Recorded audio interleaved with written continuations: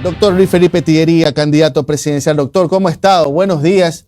¿Por Londres? ¿Por Guayaquil? ¿Por San Borondón? ¿Por Quito? ¿Por dónde anda, doctor?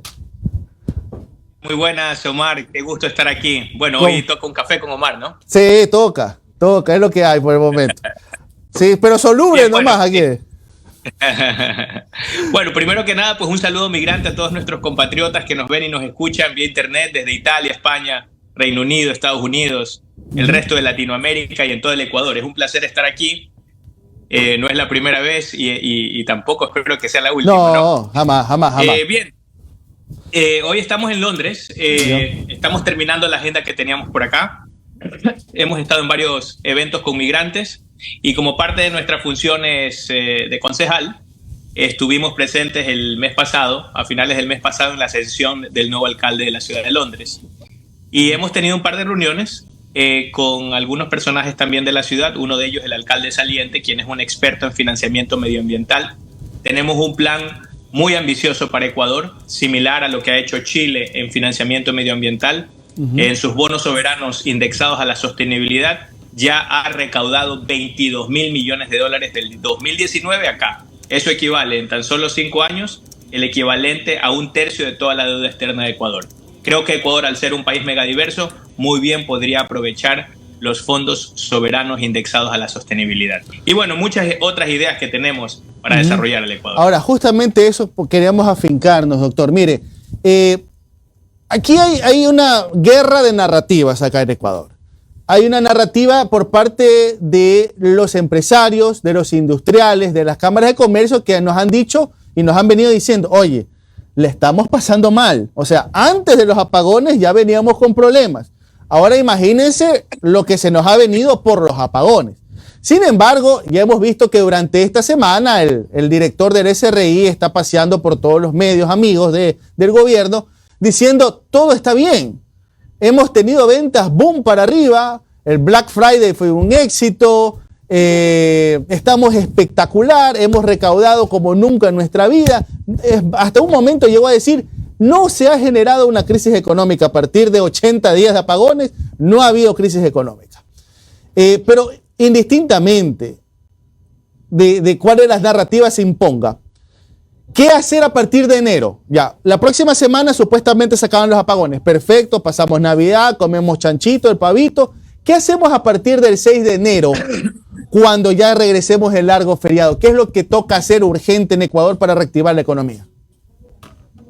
Bueno, lo lamentable es que ahora los políticos mienten pues sin ningún problema. A ver, el problema de Ecuador yo creo que data de los últimos 45 años. De toda la clase política que está defendiendo el sistema estatista, que hace que el Estado trate de controlar todo. Ya nos damos cuenta de que muchas veces el gobierno de turno pone fichas ahí a personas que te pueden mentir en la cara. ¿Cómo puede decir que estamos bien? Yo le pregunto a ustedes vendieron más con los apagones. Ustedes pudieron conseguir un trabajo en las últimas 6 semanas. Mire, le cuento una infidencia. Mi abuelo tiene unos localcitos comerciales. Y por primera vez desde que yo era niño, o sea, estamos hablando de cerca de 40 años, tenía vacío un local y no la ha podido rentar. Siempre se iban así rapidísimo.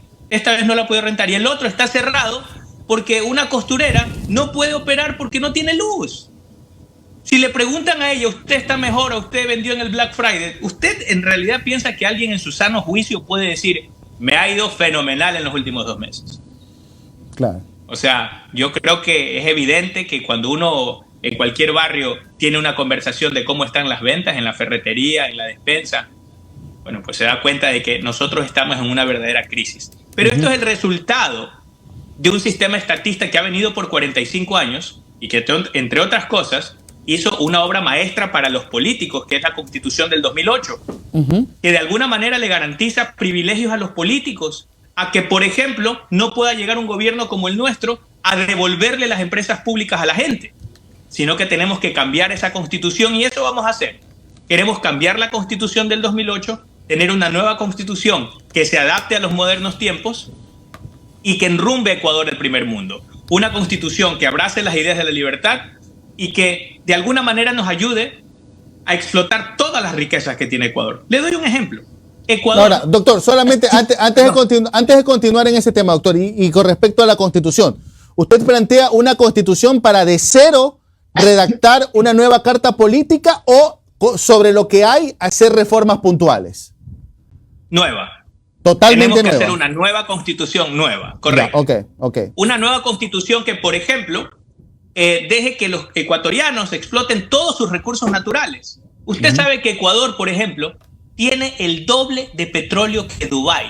No la mitad, el doble. Y somos pobres, somos 12 veces más pobres que Dubái. Entonces, significa que cuando el Estado se dedicó a administrar este petróleo, que es el doble que Dubái, y esto lo pueden chequear jóvenes, especialmente en la Agencia Internacional de Energía. Se ponen en Google y ponen Dubai Oil Reserves, 4 billones. Ecuador Oil Reserves, 8.3 billones. Es decir, tenemos más del doble que Dubái. Pero esos políticos hoy nos tienen a oscuras. Y no hablo en sentido figurado. Eso es lo lamentable de Ecuador. Pero perfecto. Bueno, ¿Qué contemplaría esta Constitución? ¿Qué es lo que hay que liberar? Bueno, ¿Qué es lo que hay que eliminar? garantizar irrestrictamente la propiedad privada, por ejemplo. Arranquemos de allí. Lamentablemente en Ecuador, hoy por hoy, la propiedad privada está sujeta a que un político diga si está cumpliendo su función social. Es decir, si un político le dice, Omar, su finca, su negocio, su industria, su edificio, no está cumpliendo su función social, se la pueden expropiar. Es legal, le van a sacar la Constitución y le dice, aquí dice, no cumple con su función social. Es decir, no podemos estar a expensas que el patrimonio de la gente, el capital de la gente, que es producto del esfuerzo acumulado que han tenido, porque de alguna manera no se fueron de fiesta para ahorrar para una casa, para una finca, para un negocio, es trabajo acumulado allí. Y ese esfuerzo no puede ser simplemente pues expropiado. Nosotros creemos que primeramente tenemos que garantizarlo irrestrictamente en la Constitución, que no le dé el poder a un político de decir cumple o no cumple con su función social. Punto número 2, nosotros creemos que tenemos que reducir no solamente el sueldo, reducir también el poder de los políticos. Que los políticos no puedan llegar y meter a toda su gallada en las organizaciones, en la función pública. Que no puedan, por ejemplo, administrar como hasta hace 2 años TAME, y que el Estado tenga una aerolínea y no tiene muchos hospitales. Que el Estado se ponga a jugar a ser ahora petrolero, administra el petróleo y no chupamos el petróleo tan rápidamente que en 50 años solo hemos sacado el 16% del petróleo. Y ese petróleo está ahí abajo sin sacar de la pobreza a nadie. O, por ejemplo, que este año Petroecuador vaya a generar pérdidas para el Estado. O peor aún, que se ponga el Estado a administrar las eléctricas y que tengamos apagones. Es decir, nosotros queremos que el Estado sea fuerte, presente, en una Constitución que garantice seguridad, justicia, salud y educación, y que el resto esté en manos de los privados. Queremos una Constitución que, por ejemplo, no ponga de igual a igual a los delincuentes con los ciudadanos comunes, que no tengan igualdad de derechos. Y yo sé que esto puede sonar políticamente incorrecto, pero en el Ecuador que vivimos, los derechos de los ciudadanos libres, los derechos de los ciudadanos de bien, tienen que estar por encima de los derechos de los delincuentes. Si es que en algún momento tenemos que sopesarlos, claro que sí, los derechos de los delincuentes tienen que estar por debajo de la sociedad civil. Y así, ciertas reformas que en su espíritu reduzcan el poder de los políticos y aumenten el poder de la ciudadanía. Ahora, doctor, solamente con este cierro, doctor, pero le comento que son los políticos los que suelen redactar las constituciones. Son políticos. Correcto, a ver, claro que sí. Claro que sí, y precisamente por eso en nuestras reformas, recuerde que el artículo 444 faculta al presidente no solamente de convocar a la Asamblea Nacional Constituyente, sino que también puede elegir el método de elección. Con lo cual, por ejemplo, nosotros como somos un movimiento ciudadano, lo que podríamos decir es, ok, vamos a la Constituyente, quienes pueden participar son aquellos que no han estado afiliados a un partido político por los últimos 5 años. Es decir, vamos a ser los ciudadanos comunes y corrientes los que redacten esa nueva Constitución. Los que digan, ok, políticos, hasta aquí les va a llegar el poder. Somos los ciudadanos los que les vamos a dar un cheque, ya no en blanco, les vamos a dar contaditos los gramitos de poder. Creo que vamos a inaugurar la democracia en Ecuador. Luis Felipe, ¿cómo está? María José de Luca le saluda. Verá, escuchaba justamente con atención lo que decía y yo quisiera consultarle ¿qué usted le podría decir a los electores que lo escuchan ahora y que les puede producir un gran ruido el tema que acaba de mencionar sobre explotar todos los recursos que están bajo el suelo? Hablo mucho de los grupos ambientalistas, de los jóvenes hoy en día, por el tema justamente de la biodiversidad que existe en el país. Bueno, yo creo que tenemos que ir a una nueva consulta popular al respecto, pero esta vez cuando los ciudadanos tengan como propiedad privada su petróleo. ¿Qué es lo que nosotros pretendemos? Vamos a coger Petroecuador, por ejemplo. Queremos coger Petroecuador, dividirla en 3 partes. Que una parte sea directamente devuelta a la ciudadanía. Es decir, dividimos esa parte en 17 millones de acciones y cada parte se la devolvemos una acción a cada ciudadano, sea pobre, rico, viejo, mendigo, doctor, niño, todos. Van al banco y dicen, buena señorita, yo vengo a retirar mis acciones de Petroecuador. Entonces ya no va a pasar ese dinero por un político para que el político tenga que decidir qué hace con esa platita. Si es que buenamente te hace una escuela o se la roba, sinceramente. Lo que queremos es que el dinero de los dividendos de Petroecuador lleguen directamente a los bolsillos de los ecuatorianos. Serán más o menos, a cálculo presente, $80 anuales. Yo sé que eso quizás no resuelve el problema de todo el mundo. Sin embargo, para una familia pobre recibir a estas alturas de diciembre, una familia de 5 miembros, $80 por 5 son $400. Quizás para una familia pobre es la diferencia entre tener Navidad o no. Entonces, cuando nosotros hemos tenido hasta ahora que Petroecuador, el petróleo y los recursos naturales son de propiedad de los políticos, en realidad la gente no ha podido decidir qué es lo que quiere hacer con su plata, porque no es su plata. Entonces, la última consulta sobre el Yasuní le preguntó a la gente más o menos, ¿quiere usted que se explote, se saque ese dinero y se quede ese dinero en los bolsillos de los políticos o prefiere cuidar el medio ambiente? Yo estoy de acuerdo con que en la última consulta haya ganado el dejar ese petróleo bajo tierra, si no se lo hubiesen robado. Y creo que tenemos que empezar un debate cuando a la gente le llegue directamente ese dinero al bolsillo. Si a la gente le representa $40 extras a final de año, explotarlo o no, la gente comenzará a sopesarlo. Somos un país pobre que tiene que aprovechar sus recursos naturales y lo afortunados que somos es que hoy en día hay suficiente tecnología de punta para minimizar el daño ambiental. De hecho, no estamos aprovechando todo el potencial en financiamiento medioambiental que tenemos en Ecuador. Y le doy un ejemplo. Los bonos soberanos indexados a la sostenibilidad de los cuales hablaba. Es un mercado de cerca de $40 trillones. De eso, la ciudad de Londres apunta a ser el líder mundial en financiamiento de este tipo de proyectos. Todos proyectos que reemplacen, por ejemplo, energía sucia por energía limpia. Ecuador no los está aprovechando. Y en la primera emisión en el año 2019 de Chile, ese fondo que se creó en la ciudad de Londres para los bonos soberanos de Chile quedó 481% sobresuscrito. Es decir, Chile desde allí a acá ha recaudado 1/3 de toda la deuda externa ecuatoriana. Es decir, hoy por hoy Ecuador pudiese aprovechar ese tipo de financiamiento y no lo hace.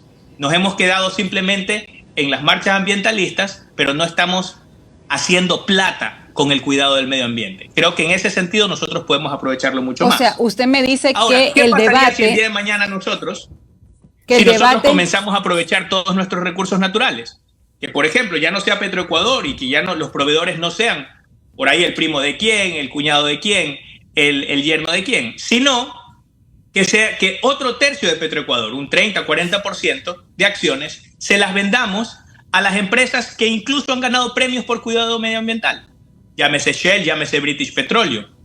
Que ellos nos pinten 20.000 millones de un solo papazo en lugar del goteo que le genera Petroecuador al Estado. Que en lugar de esos 500 millones, 1.400 millones, 1.000 millones de vez en cuando, este año 0,0, que en lugar de eso British Petroleum nos pinte 20.000 millones y con 20.000 millones comenzamos a desarrollar el Ecuador. Comenzamos, por ejemplo, a hacer un tren de alta velocidad que incluso funcione como los trenes de hoy en día eléctricos, que nos conecte Quito, Riobamba, Guayaquil en 1 hora 50 minutos. Porque en 1 hora 50 minutos no solamente que también descontaminas, un tren de carga puede llevar lo equivalente a 240 contenedores. Eso significan aproximadamente 600 camiones, que ya no serían a diésel, 600 camiones con un solo conductor en un tren eléctrico. Toda esa carga no solamente que va a descontaminar, sino que se va a transportar mucho más eficientemente y por eso es que bajan los costos de producción. Podemos hacer de Ecuador un país competitivo y amigable con el medio ambiente al mismo tiempo. Luis Felipe, en ese sentido nosotros queremos caminar porque Ecuador tiene que enrumbarse al primer mundo. Luis Felipe, hace semana y media el Ministerio de Finanzas explicó que, bueno, ayer volvieron a salir a decir que gracias a ellos salvaron la dolarización. Y eso es algo que me parece inaudito, ¿no? Y yo todos los días reconozco la labor de nuestros hermanos migrantes. Son 6.000 millones de dólares este año, que si no fueran sin esos 6.000 millones, hace rato estuviéramos en el quinto infierno.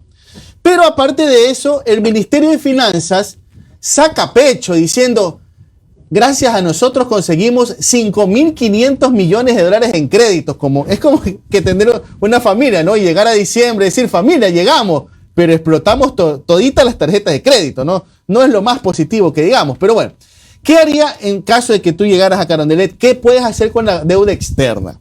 ¿Qué puedes hacer con los multilaterales? Porque mira, si este año la tuvimos complicada para pagar, cada año que va pasando se van venciendo más letras y los intereses nos van comiendo. Por ejemplo, creo que el próximo año son como, no recuerdo muy bien, creo que son como cerca de 5.000 millones entre todos los multilaterales que hay que pagar solamente el próximo año, si mal no recuerdo. Pero bueno, ¿tú qué harías con el tema de la deuda externa? Bueno, lo que nosotros tenemos que hacer con la deuda externa es cumplirla y renegociarla. Lamentablemente, a todos los multilaterales, a los bancos, a todos los chulqueros les encanta la deuda. Y lamentablemente los políticos ecuatorianos se han dedicado a generar déficit tras déficit tras déficit. Es decir, que nosotros ingresamos menos de lo que egresamos. Y así siempre vamos a estar endeudados. Y obviamente cualquier banquero, chulquero, Fondo Monetario Internacional, cualquiera que nos preste plata va a estar frotándose las manos. Porque mientras más en el hueco estamos, más platita hacen ellos. ¿Qué es lo que nosotros proponemos? Vamos a cortar el déficit, vamos a reducir el tamaño del Estado, vamos a hacer un Estado eficiente. Por eso somos la primera candidatura que tiene dentro de sus planes la creación de la Secretaría de la Inteligencia Artificial.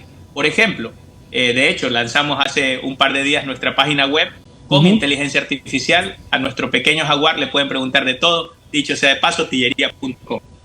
Pero tenemos que no solamente hacer el Estado más eficiente, sino que lo que queremos hacer es recortar ese gasto público.